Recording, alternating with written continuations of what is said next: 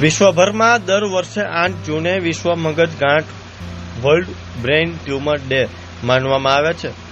આ દિવસનો મુખ્ય હેતુ મગજની ગાંઠ અંગે જાગૃતિ ફેલાવવાનો, દર્દીઓ અને તેમના પરિવારજનોને યોગ્ય માર્ગદર્શન આપવાનો તેમજ સમયસર નિદાન અને સારવારનું મહત્વ સમજાવવાનો છે. મોડર્ન મેડિકલમાં 45 વર્ષથી પ્રેક્ટિસ કરતા અને એસ્ટ્રોલોજર ડોક્ટર હેમંત કુમાર મગજના ગાંઠ વિશે મહત્વપૂર્ણ માહિતી આપી હતી. તો ત્યારે જુઓ અમારો ખાસ અહેવાલ.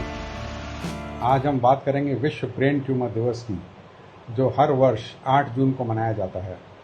इस दिन का उद्देश्य ब्रेन ट्यूमर के बारे में जागरूकता बढ़ाना, रोगियों और उनके परिवार को समर्थन करना तथा समय पर निदान और उपचार के महत्व को समझाना. ब्रेन ट्यूमर मस्तिष्क का या उसके आसपास की कोशिकाओं की असामान्य वृद्धि है. यह 2 प्रकार का होता है. सौम्य एटले बिनाइन, जो धीरे धीरे बढ़ता है और समानता शरीर के अन्य भागों में नहीं फैलता. घातक एटले मैलिग्नेंट, तेजी से जो बढ़ता है, जीवन के लिए खतरनाक हो सकता है. हालांकि सौम्य ट्यूमर भी मस्तिष्क पर दबाव डालकर गंभीर समस्याएं उत्पन्न कर सकता है. ब्रेन ट्यूमर के मुख्य प्रकार हैं glioma, astrocytoma, meningioma, pituitary tumour, medulloblastoma, metastatic brain tumour. बच्चों में महत्वपूर्ण कैंसर ब्रेन ट्यूमर उपचार केंद्र प्रमुख शहरों में उपलब्ध हैं. ग्रामीण क्षेत्रों में जागरूकता और समय पर निदान अभी भी चुनौती बनी हुई है.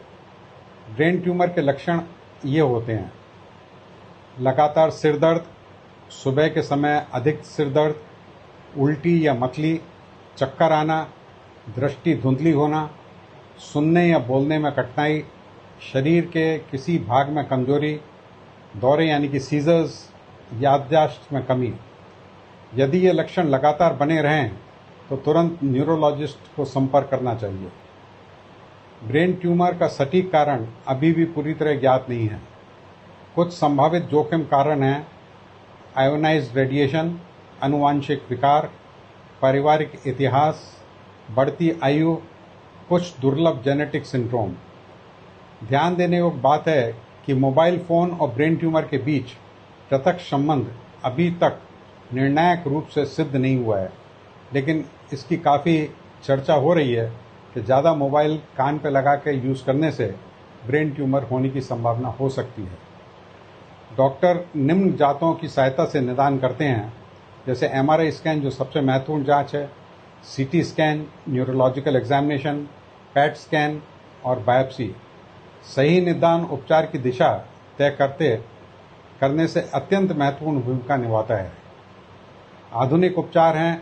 आज चिकित्सा विज्ञान की काफ़ी प्रगति हो चुकी है, जिसमें सर्जरी, ट्यूमर को निकालना, रेडियोथेरेपी, कैंसर कोशिकाओं को नष्ट करना, कीमोथेरेपी, टारगेटेड थेरेपी और इम्यूनोथेरेपी.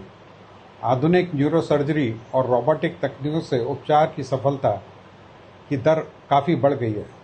रोगी और परिवार की भूमिका. ब्रेन ट्यूमर केवल शारीरिक बीमारी नहीं है, यह मानसिक, सामाजिक और आर्थिक चुनौतियों से भरा हुआ है. रोगी को चाहिए परिवार का सहयोग, संतुलित आहार, सकारात्मक सोच, नियमित फॉलोअप और पुनर्वास चिकित्सा. परिवार का समर्थन रोगी की रिकवरी में महत्वपूर्ण भूमिका निभाता है. अब हम ये देखेंगे कि विश्व में ब्रेन ट्यूमर की स्थिति क्या है. विश्व स्तर पर हर वर्ष लगभग 3 लाख से अधिक नए ब्रेन और केंद्रित तंत्रिक तंत्र के ट्यूमर के मामले सामने आते हैं. नए मामले 3 लाख विश्व में, वार्षिक मृत्यु लगभग 2.5 लाख.